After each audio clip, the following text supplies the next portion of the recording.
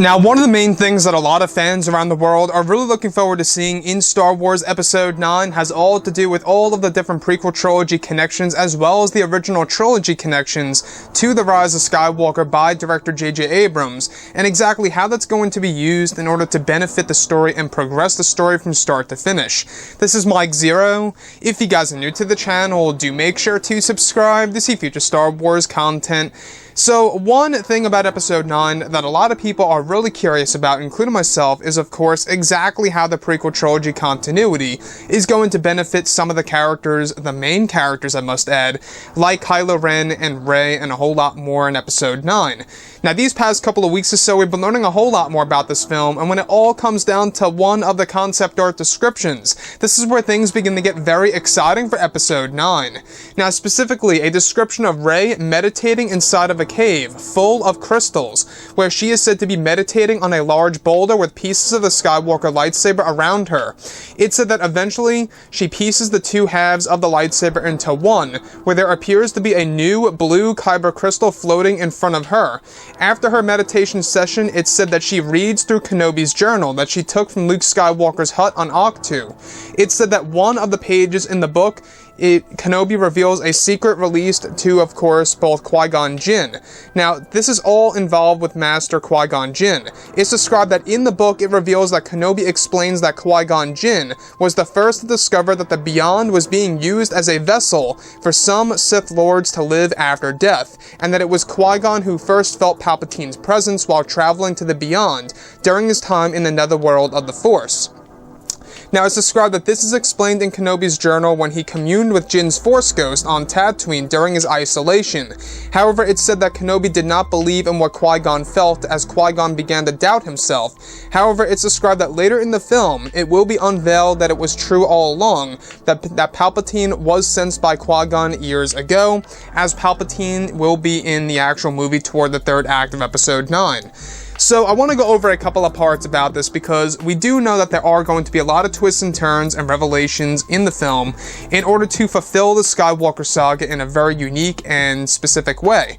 Now, the thing about this of really giving us a lot of these different Easter eggs and a lot of these different references, what I love about this reference is that it really goes into a little bit about Kenobi's backstory a little bit, as well as Qui-Gon Jinn and his involvement with Obi-Wan Kenobi in the mortal world, where Kenobi's Force Ghost was revealing to Kenobi that he had sensed Palpatine's presence during his time over in the Beyond, while he was actually attached to the netherworld of the Force. Now, this was all written in Kenobi's journal by Kenobi during his time on Tatooine, when he was actually isolating himself and watching over Luke Skywalker on Tatooine, well after the events of Order 66. So, like I say, we do know that she took this from Luke Skywalker's hut. Luke Skywalker kept this a big secret from anybody else, and he kept it for himself.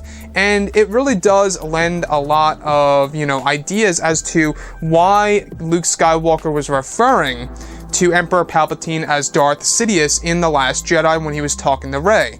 This most likely was because he was reading from Kenobi's book.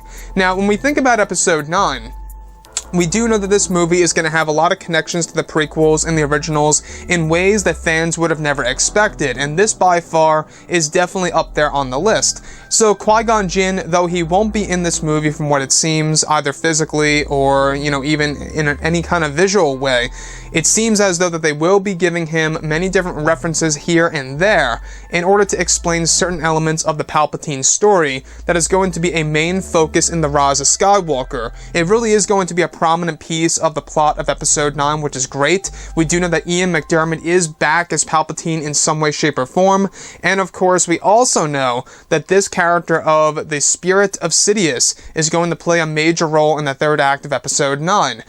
Now, like I say, what I like about this is that it dives into Force lore, and what I'm talking about is the netherworld of the Force and the Beyond, as well as the ability for some Sith Lords, certain Sith Lords, being able to exist after death all thanks to the Beyond itself. Now, to this very day, we're still not quite sure exactly what the Beyond really is. Is it a different realm? Is it a planet? Is it a certain star system? We're not quite sure just yet. The only thing that we do know is that it has some kind of connection to the unknown regions. However, at the same exact time, it's not the unknown regions, it's just connected to it.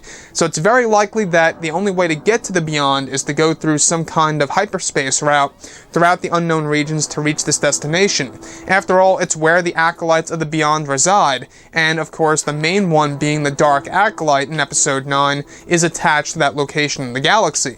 So this big secret by Kenobi of Qui Gon Jinn is honestly rather earth-shaking, and it really does match directly up with what Richard E. Grant explained during the Radio Times, that this movie is going to have a lot of earth-shaking twists and turns in order to really kind of just fulfill the Skywalker saga and give fans a closer look into the franchise. Anyways, guys, drop a comment below. Let me know what you think about all of this in the comments. And if you guys did enjoy the content for today, do make sure to drop a thumbs up on this video to support the channel. I thank you all so very much for the kind support, and I'll catch you guys next time.